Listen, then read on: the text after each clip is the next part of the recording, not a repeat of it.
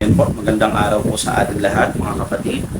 Ang pag-uusapan po natin dito ay ang karakter ng Diyos sa pagiging mahabagin sa mga nagpapakumbaba sa Kanya.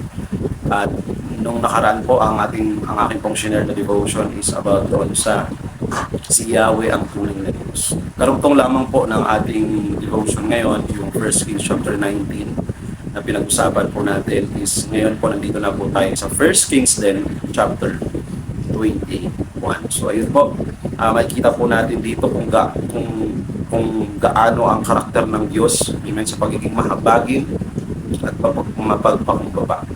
Na sinasabi nga niya dito na halika't makipagpaliwanagan sa akin, sabi ng scripture, kahit gaano pa karumi ang iyong mga kasalanan, kaya kitang linisin at patawarin. Ang ating text po ay matatagpuan po dito sa 1 Kings chapter 21 verse 29. Sabi po dito, napansin mo ba kung gaano nagpakumbaba sa harapan ko si Ahab? Sapagkat nagpakumbaba siya, hindi ko itutuloy ang parusa sa kanya habang siya'y buhay. Ngunit pagkamatay niya, parurusahan ko ang kanyang angkan. Ang ating pong title dito ay Ang Diyos ay nahahabag sa nagpapakumbaba at nagsisisi. Upang makita natin kung gaano kaganda, gaano kalawak, gaano katapat at kabuti ang puso ng Diyos. Alamin natin kung sino ba si Ahab? Sino ba si King Ahab? Anong klase ba siyang hari? Ano ba ang ginawa ni King Ahab? Amen. Sa background lang po, makikita po natin dito na si King Ahab po siya po ay inilalarawan ng Biblia na siya ay isang masamang hari. Siya ay anak ni Omri na isang Israelita din. At kung paanong naging masama si King Jeroboam na kanyang ninuno ay hinigitan o niligpasan niya pa ang kasamaan nito. Sa paanong paraan? Si King Ahab po ay inasawa niya si Jezebel na taga Sidon na isang intil. At alam niyo ba na nabanggit sa Revelation chapter 2:20 na sinabi ni Juan na ang pangalang Jezebel ay inilalarawan sa evil o masamang babae. Synonymous po ito na may pagkakatulad dahil sa kanyang mga ginawa. At ang pag-asawa sa hintil sa panahon ng mga Israelita o hindi nila kalahi ay pinagbabawal po sa kautusan.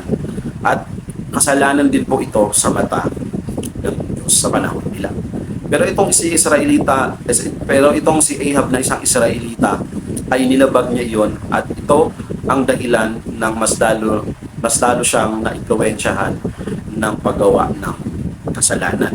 Ano ba ang mga ginawang kasalanan nito ni King Ahab? Una, pinagpapatay niya yung mga propeta ni Yahweh, yung ating last na napag-usapan, at ibinulit sa paggawa ng masama ang mga Israelita sa paraan. Ang mga Israelita po ay nilid niya sa pagsamba sa Diyos-Diyosan.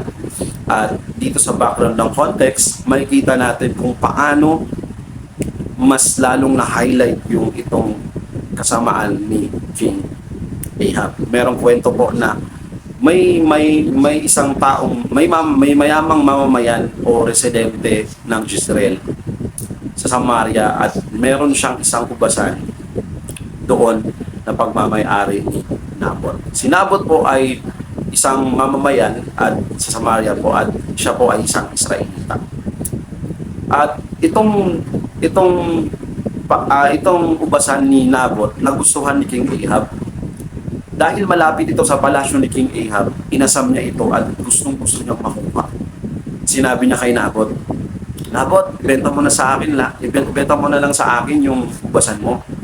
Malapit lang kasi siya sa palasyo ko, sabi ni King Ahab. At ibibigay ko naman sa iyo kahit magkano yung halaga ng iyong ubasan, ibibigay ko sa iyo. Basta ibigay mo lang sa akin ang iyong ubasan. Ngunit sinabi ni Nabot sa kanya, itong sabi ni Nabot sa kanya, mahal na hari, pasensya ka na. Kasi itong ubasan ko, minana ko pa kasi ito sa sa ninuno ko eh. At hindi papayagan ng Diyos na ibigay ko sa iyo ito. And kumbaga sa atin, sa panahon natin, meron itong kumbaga, hindi pwede kasi itong bagay na to may sentimental value to eh. Kumbaga sa atin yan. Ang nangyari po, si King Ahab ay nalungkot. Siya ay nalungkot. At sobrang sama ng loob niya dahil tinagyan siya ni Nabot. At nagkulong siya sa kwarto, niya, hindi siya kumain, hindi siya uminom, na-depress siya ng sobra. No? So yun, syempre, yung hari na ito ay nasa palasyo at yung reyna doon na si Jezebel ay napansin nga yung kalagayan nito ni King Ahab. At yung asawa nga niya, yun nga, napansin niya yung kalungkutan ng hari, kaya ang ginawa nitong masamang babae na to ay grabe din. Amen? Si Jezebel ay nagpagawa siya ng nagpatawag siya ng isang event na pangkalahatang panalangin.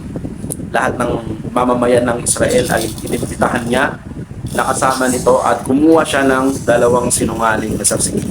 At sasabihin nila, nilapastangan ni Nabot ang Diyos at ang hari, dapat siyang batuhin hanggang mamatay. Ganito ang gagawin ng 2 witness na ito. Ito yung kanilang sasabihin. Dapat siyang batuhin hanggang mamatay. Ipinahayag yon at pagkatapos ng malawakang panalangin. Para maraming makakita sa kanya.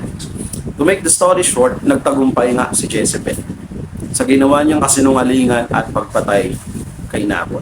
At ibinigay kay Ahab ang basak. Isipin niyo po, sa kaperasong lupa na inaasam-asam, isang inosenteng buhay ang nawala. Alam niyo ba sa Kaway-Kaan 6, kasama sa 7 bagay ang kinamumuhian o kinasusuklaman ng Diyos.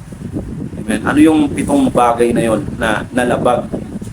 Kasama itong bagay na to na nalabag nga nitong hari at ni Jezebel. Sa Kaway-Kaan 6 po, sinasabi po dito, ang kinamumuhian ni Yahweh ay 7 bagay.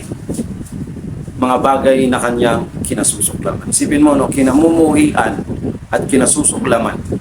Ano itong mga bagay na to? Yung bagay na una, kapalaluan, kayabangan. Pangalawa, kasinungalingan at mga pumapatay sa walang kasalanan. So nakikita natin doon na talagang kuhang-kuha nila, pusong sa kapwa ay walang mabuting isipan. Mga paa na ubod sa tulin ng landas ng kasamaan. Saksing sinungaling, ayun, mapanglubid ng buhangin, pag-awayin ng kapwa, laging gusto niyo gawin. Amen? At makikita natin dito na itong kinamumuhian o kinasusuklaman ng Panginoon is shoot doon sa kanilang ginawa, sa kanilang masamang ginawa kay Nabot. Konti trivia lang. Alam nyo ba na yung mga archaeologists ay na-discover nila na merong tinatawag na Ahab Ivory Palace sa Samaria. At tong Ahab Ivory Palace na na-discover ng mga archaeologists ay sobrang ganda at sobrang laki daw nito. Tapos yung mga fragments, stones at mga designs na mga nakapaloob dito sa palasyo na to ay galing pa yung mga architect and engineer sa Egypt. So mga Egyptian ito dahil sobrang ganda daw talaga ng Ahab Ivory Palace na ito. Pero hindi na kontento, sa kaperasong ubasan, hinagad niya pang pumatay ng taong inosente.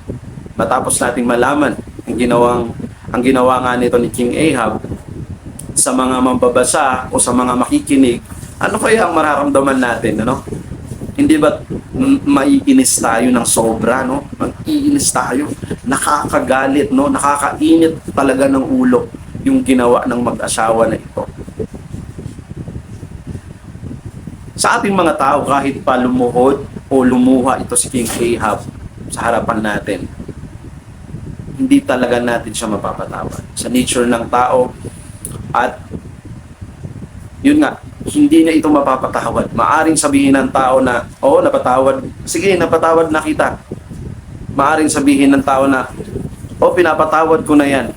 Pero sa loob-loob ng kanyang puso, makikita natin dito na sasabihin niya, basta ayoko siyang makita. Pinatawad na kita pero hindi na kami mag-uusap. Pinatawad na kita pero ayoko na siyang makita, no? Aalisin ko na sa aking buhay. Ganito yung nature ng tao. Maaaring makarelate tayo sa ganitong nature na kaya nating sabihin na napatawad na natin ang isang tao, pero deep inside, no, sa ating mga puso, hindi talaga natin siya napapatawad. Ganito din ang naramdaman ni Propeta Jonah, kung saan yung Nineveh is pupuksain na ng Diyos, wawasakin na ng Diyos yung Nineveh. Tapos ang ginawa ng Diyos, pinadala ito si Propeta Jonah sa Nineveh para pagsabihan at sabihin na ang kanilang mga kasalanan ay sukdulan upang mag-repent din sila kapag narinig nila yung salita ng Diyos. Pero nung to make the story short, nung yung Nineveh ay nagpakumbaba, itong si Jonah naghalit. Sabi niya, Panginoon, ito na nga sinasabi ko sa iyo na ikaw ay mahabaging Diyos. Napakabuti mong Diyos, napakamahabagin mo. Tapos sobrang galit niya. Hindi siya nagagalit dahil ang Diyos ay mabuti, no? Hindi siya nagagalit dahil ang Diyos ay mahabagin. Nagagalit siya kasi yung Nineveh ay kaaway niya, pero pinatawad na ng Panginoon. Hindi winasak ng Diyos ang Nineveh. At may pagkakahalin tulad dito doon sa ating istorya kay King Ahab, no? Nung sinabi ni Elijah kay Ahab yung kasalanang ginawa niya, nagpakumbaba si Ahab at lumuha, nagsisi, nagdamit sako siya, naglagay siya ng kapo sa ulo. Amen. Tapos nakita ng Diyos na taimtim at nagpakumbaba itong masamang hari na ito. Sinabi ng Diyos kay Elijah. Napansin mo ba kung paano nagpakumbaba? Ito na yung text natin. Sa harapan ko si Ahab. Sapagkat nagpakumbaba siya, hindi ko itutuloy ang masamang parusa sa kanya habang siya ay ganito ka mapagpatawad at ka-graceful ang ating Panginoon. Amen? Ang application po natin dito, ito po ang magandang balita ng ating Panginoong Hesus. Sinasabi ng Biblia na ako, ikaw, at tayong lahat ay makasalanan sa harapan ng Diyos. Sa James 2 chapter 10, sinasabi po doon na ang lumalabag sa isang kautusan o doon sa 10 commandments, kapag nilabag mo yung isa doon, lahat ng 10 commandments na yon nilabag mo na rin. Romans 6:23, sapagkat ang lahat ay nagkasala at walang sino mang nakabot sa kaluwalhatian ng Diyos. Kaya po lahat tayo ay guilty pagdating sa sin. Kaya nga sabi ko kanina, yung nature ng tao talaga ay hindi mapagpatawad. Ang Diyos lamang ang kayang magpatawad ng walang reluctantly, hindi nagdadalawang isip. Ang Panginoon natin ay mapagpatawad sa mga nagpapakumbaba at nagsisisi. Ang mabuting balita po at ang magandang balita po ng Diyos sa atin, sapagkat kamatayan ang kabayaran ng kasalanan, ngunit ang libreng kaloob ng Diyos ay buhay na walang hanggan sa pamamagitan ng ating Panginoon sa Kristo. Dahil hindi natin kayang bayaran ng ating mga kasalanan, si Kristo ang nagbayad ng ating mga kasalanan. Namatay siya at sa ikatlong araw ay muling nabuhay. Binayaran niya ng buo ang ating mga kasalanan. Ang dapat mong gawin ay sumampalataya ka sa Kanya, magsisi ka sa kasalanan mo. Kung paano si King Ahab ay napansin ng Diyos, kung paano siya nagpakumbaba, kung paano siya nagdamit sa ako, naglumuha, at napansin ng Diyos kung paano siya nagpakumbaba. At itong ating Diyos na mahabagin ay napansin niya ito at pinatawad niya si King Ahab. Patatawarin ka ng Panginoon sa iyong mga kasalanan at ililigtas ka nga niya sa apoy ng impyerno. Dahil yun nga ang ating daranasin kung tayo ay hindi magsisisi sa ating mga kasalanan. Kapatid, ang mensahe po ng Diyos ngayon sa atin sa pamamagitan ng text na ito, ang Diyos ay mahabagin. Handa ka niyang patawarin sa lahat ng yung anumang uri ng kasalanan. Napapansin niya, nakikita niya ang isang tao kung ito ba ay talagang nagsisisi sa kanyang mga kasalanan. Ang mensahe ng ating Panginoon ngayong araw na ito, ang Diyos ay nahahabag at nagpapakumbaba sa nagsisisi. Tayo po ay manalangin.